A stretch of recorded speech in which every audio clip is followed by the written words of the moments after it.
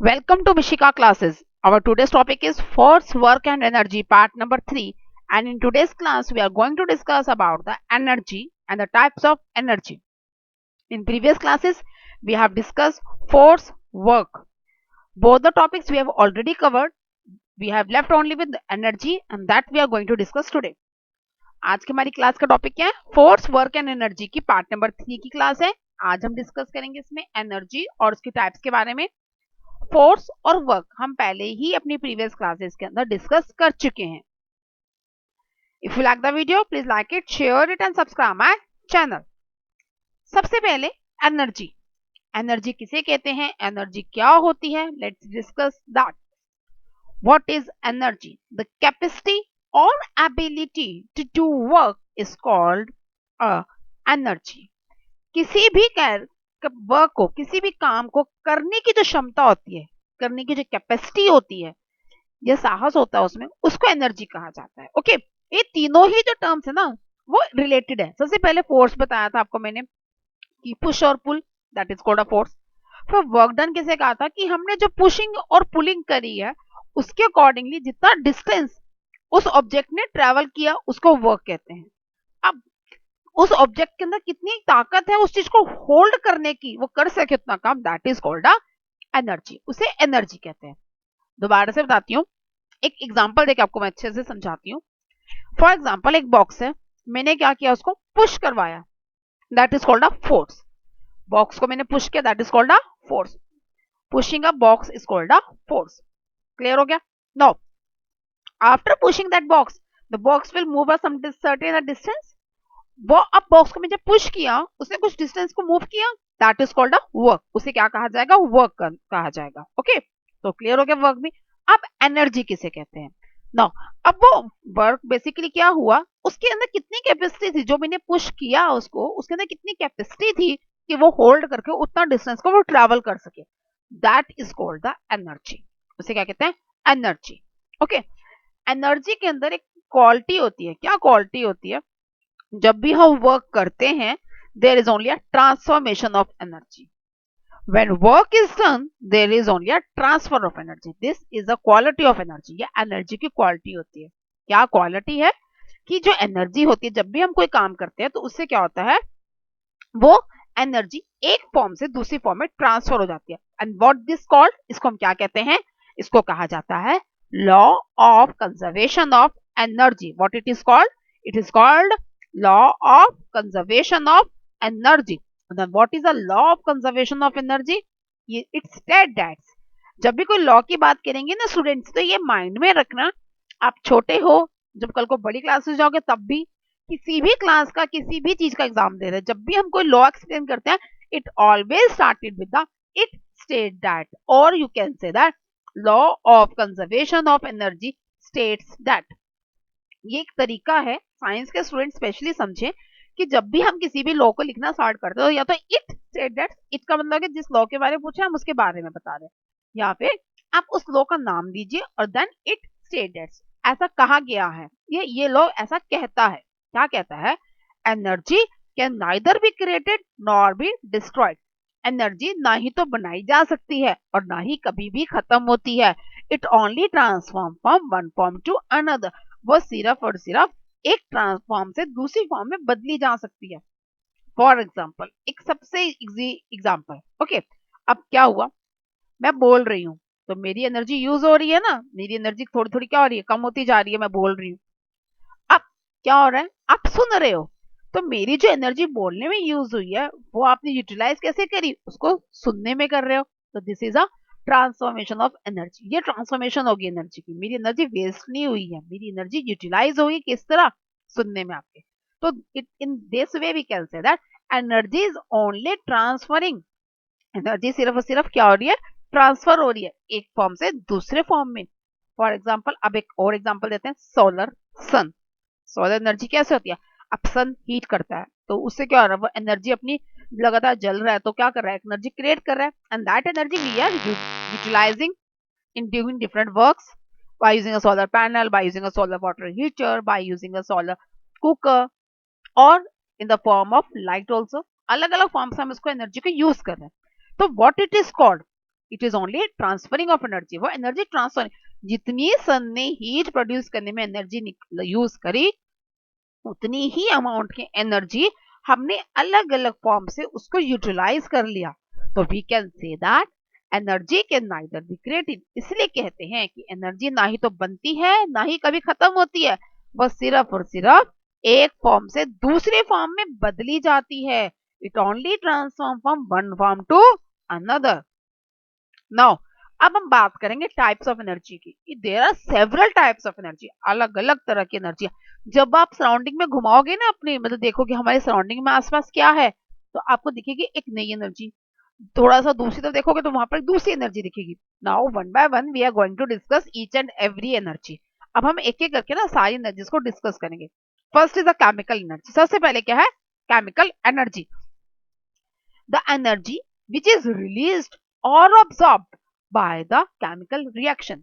जहां पर भी कोई भी केमिकल रिएक्शन टेक प्लेस हो रही है तो वहां पर कोई भी एनर्जी रिलीज होगी या फिर वो अब्सॉर्ब करेगी, तो उसको क्या कहेगा? Chemical energy. और इसका एग्जांपल क्या है? इसका example right, dry sales.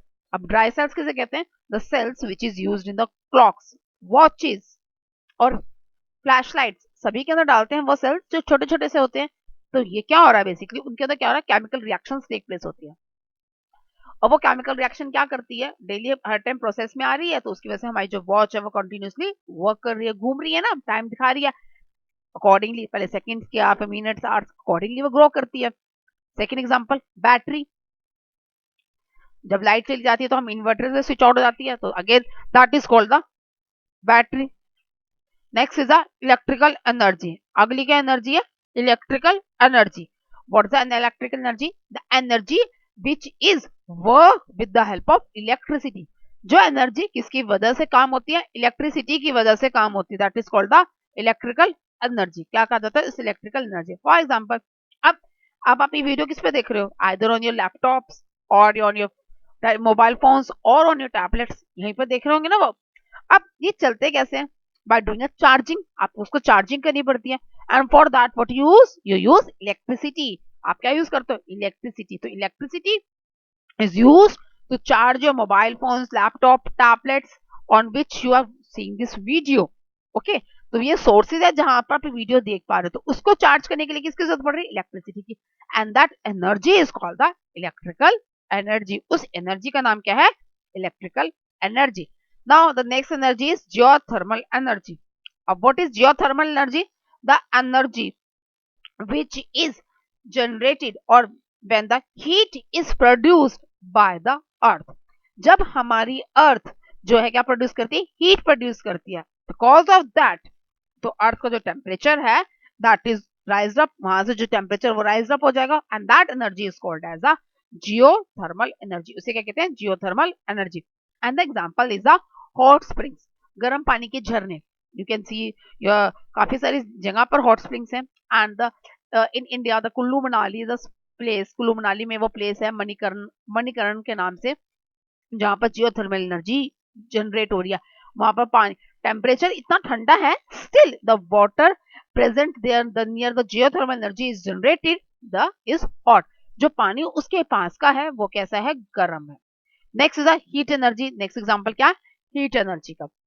What is heat energy? When we burn any fuel like LPG, coal, petroleum, the energy which is generated with the help of the burning of that fuel is called the heat energy. कोई भी fuel को हम जलाते हैं, कोल है, petroleum है, LPG है, CNG है, किसी भी फ्यूल को, ओके, तो उससे जो एनर्जी निकलती है that is called the heat energy. Next is the hydro energy. The energy which is generated with the help of water. Hydro energy किसे कहते हैं? वो एनर्जी जो किसकी हेल्प से बनती है? वाटर की। हाइड्रो मींस वाटर की हेल्प से बनती है, that is called the hydro energy. Now the next is the light energy. What is light energy? The energy which is used for seeing the objects. अब मैंने light bulb on किया तो क्या हो गया? सारे रूम में क्या हो गया? करेक्ट, रोशनी होगी, लाइट होगी है। तो व्हाट दैट कॉल्ड, इसे क्या कहा जाएगा? It is called light energy source. Now the next is our mechanical energy. Next energy कौन सी है? Mechanical energy. What is mechanical energy? The energy which is depend upon the object either on its motion, either on its position. In detail we are going to discuss later on. आगे हम इसको detail में पढ़ेंगे mechanical energy किसे कहते हैं। Basically mechanical energy जो depend करती है वो डिपेंड करती है हमारे ऑब्जेक्ट के ऊपर। Next is the muscular energy.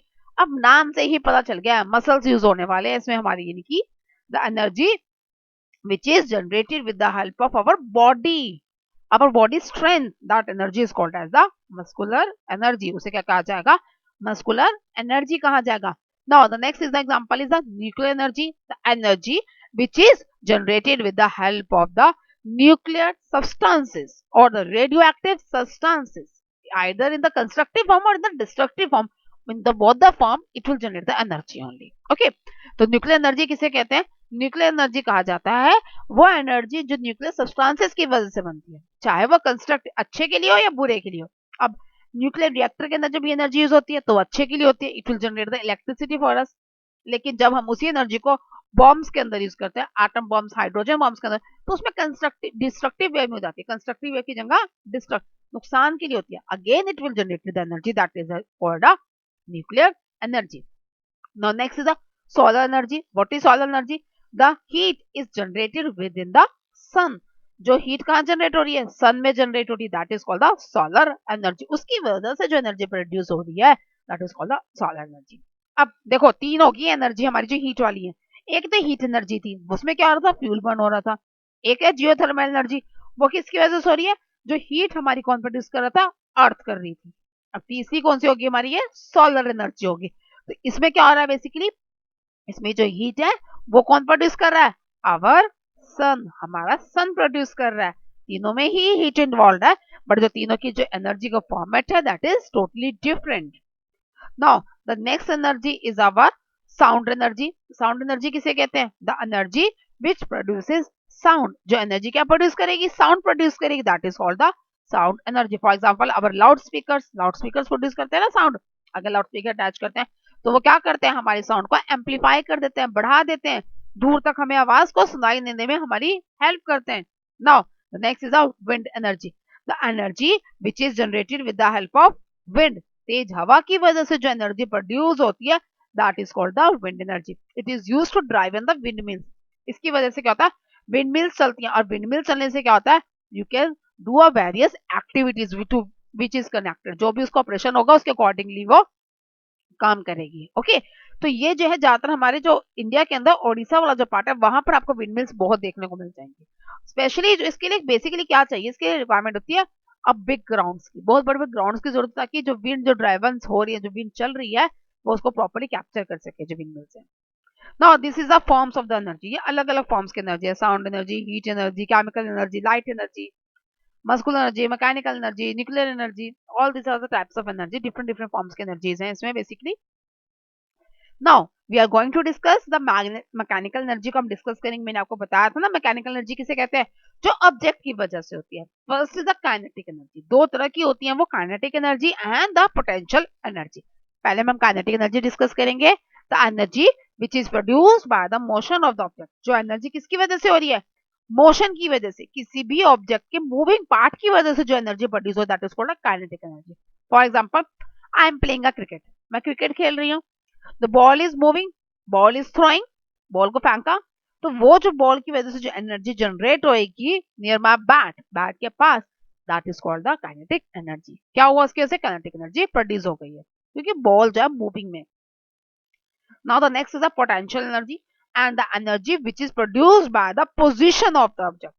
इसमें क्या डिपेंड करता है, पोजीशन क्या है, किस जगह से हो रही है, कौन सी उसकी पोजीशन है, उसके अकॉर्डिंगली ही जो है ये क्या करती है, डिपेंड करती है। अब पोटेंशियल एनर्जी में क्या है, फॉर एग्जांपल अगर मैंने कोई ऑब्जेक्ट को ऊपर की तरफ फेंका है तो उसमें एनर्जी कम लिबरेट होगी, लेकिन अगर मैं कोई ऑब्जेक्ट नीचे की तरफ फेंकूंगी तो उसमें एनर्जी प्रोड्यूस होती चली जाएगी। तो डिपेंड किस पे किया, पोजीशन पे डिपेंड किया। Now next is renewable sources. अगला कौन सा एग्जांपल है, renewable sources. What is renewable sources, renewable sources किसे कहते हैं, the sources which can be which cannot comes to end, जो कभी भी खत्म नहीं होते, और you can say that which can be renewed very easily, और जो जल्दी से बन जाते हैं, जो जल्दी से हमें मिल जाते हैं, easily हमारे पास अवेलेबल हैं, that sources is called the renewable sources। उन्हें क्या कहा जाता है, renewable sources कहा जाता है। इसके एग्जांपल्स क्या है, wind, sun, water, all the natural sources. जितने भी नेचुरल सोर्सेज हैं जो नेचर ने हमें दिए, sun, wind and water, these are the renewable sources. सब के सब क्या है? रिन्यूएबल सोर्सेज हैं। और जो इनकी वजह से, इन सोर्सेज की वजह से जो एनर्जी प्रोड्यूस होती है उसको क्या कहा जाता है? Renewable source of energy. Energy that get from the renewable sources is called the renewable sources of energy। अब इसके एग्जांपल्स क्या होंगे? सिंपल, विंड के एग्जांपल विंड एनर्जी, सन का एग्जांपल सोलर एनर्जी, वाटर का एग्जांपल हाइड्रो एनर्जी। ओके, समझ में आ गया? Now the next topic is non renewable sources. अब इसके जस्ट अपोजिट है। कैसे है?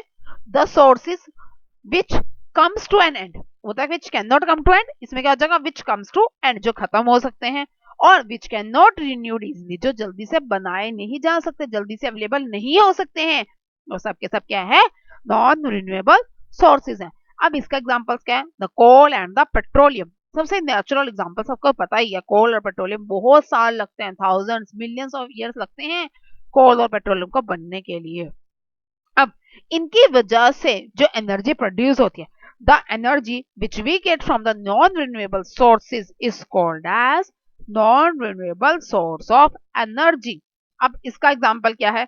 The example is all the energy, like light energy, like heat energy, like chemical energy. All the examples are comes under this category. Okay, that's all for today's class।